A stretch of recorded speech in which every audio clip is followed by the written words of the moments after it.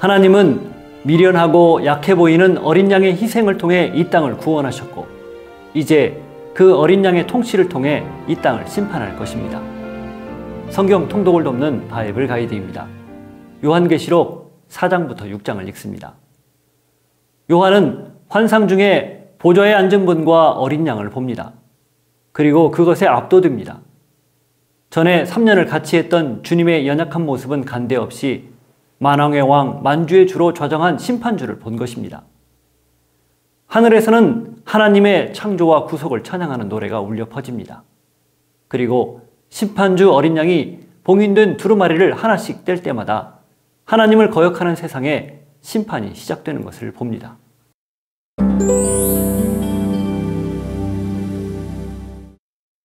소아시아의 7교회에 관한 말씀이 있은 후 요한은 하늘의 열린 문으로 들어가 앞으로 일어날 일들을 환상으로 봅니다.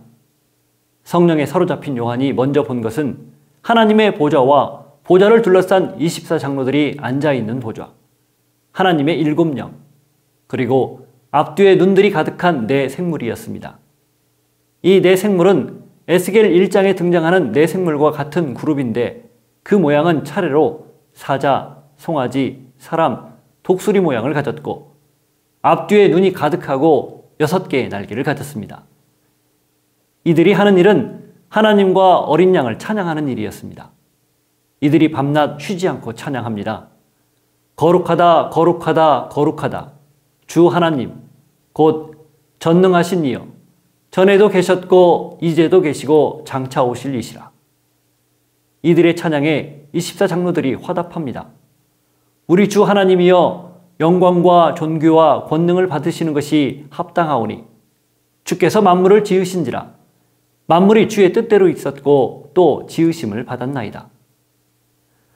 하나님은 요한에게 이 장엄한 하늘의 예배 환상을 보여줌으로써 황제를 주로 인정하고 찬양해야 하는 현실 너머에 진정한 왕이며 주님인 어린 양 예수 그리스도만을 찬양하는 것이 신앙이고 또 궁극적인 가치라는 것을 알려줍니다.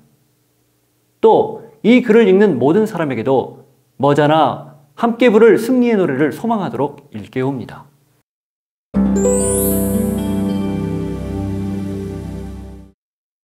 찬양이 울려 퍼질 때 요한이 보좌에 앉은 이를 주목합니다. 그의 오른손에는 안팎으로 심판에 관한 글이 적힌 7인으로 봉인된 두루마리가 있습니다. 이 두루마리의 인을 떼며 펼 수 있는 분은 오직 유대 지파의 사자 다윗의 뿔이 어린 양입니다. 가장 연약해 보이는 어린 양이 심판주로 등장하는 장면인 셈입니다. 어린 양이 두루마리를 취하자 네 생물과 24장로들이 새 노래 곧 구속 찬양을 부르기 시작합니다. 두루마리를 가지시고 그 인봉을 떼기에 합당하시도다. 일찍이 죽임을 당하사 각 족속과 방언과 백성과 나라 가운데에서 사람들을 피로 사서 하나님께 드리시고 그들로 우리 하나님 앞에서 나라와 제사장들을 삼으셨으니 그들이 땅에서 왕노릇 하리로다. 당시 대부분의 교회가 안팎으로 이단과 세상의 유혹, 핍박으로 고통스러울 때 하나님은 이 장면을 통해서도 어린 양은 능력과 부와 지혜와 힘과 존귀가 있어 영광과 찬송을 받기에 합당하다는 사실을 드러냅니다. 이에 하늘과 땅 위, 땅 아래, 바다에 있는 모든 피조물과 만물이 보좌에 앉은 분과 어린 양에게 영원 무궁히 찬양과 존귀와 영광과 권능을 돌립니다.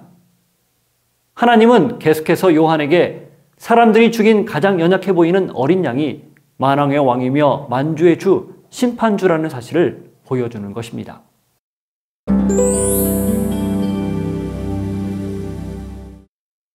어린 양이 7인을 차례로 뗍니다. 이는 그리스도만이 우주와 역사의 주인이자 심판자란 뜻입니다. 첫째 인을 떼자 활을 가지고 흰 말을 탄 자가 등장해 이기고 또 이기려 합니다. 둘째 인을 떼자 큰 칼을 받아 붉은 말을 탄 자가 등장해 화평을 제거하고 서로 죽이게 합니다. 화평을 제거했다는 것은 살육과 전쟁이 시작됐다는 뜻입니다.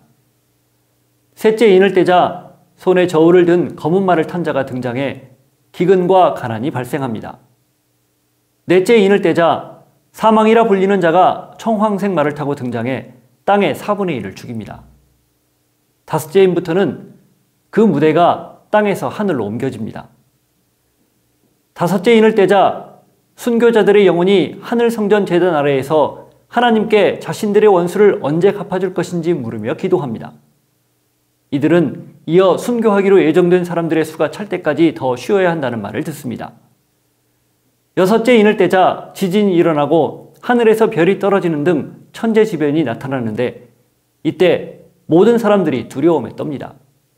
그리고 강한 권세를 자랑하던 사람들이 불과 바위 틈에 숨어 두려움을 이기지 못해 차라리 산들과 바위가 머리 위에 떨어져 죽게 해달라고 부르짖습니다. 어린 양을 통한 하나님의 심판이 시작되었습니다. 교회의 승리를 위한 하나님의 역사가 시작된 것입니다.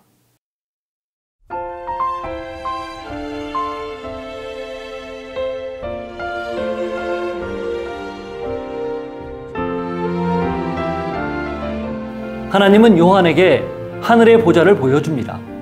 그뿐 아니라 내 생물과 24장로들이 보좌에 계신 분과 어린 양을 찬양하는 소리도 듣게 합니다.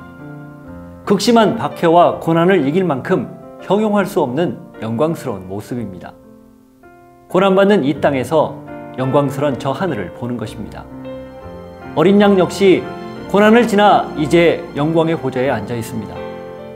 교회와 성도는 이 장면을 눈으로 그리며 현재 겪는 고난을 이겨냅니다. 바울도 같은 생각을 했습니다. 생각하건대 현재의 고난은 장차 우리에게 나타날 영광과 비교할 수 없도다.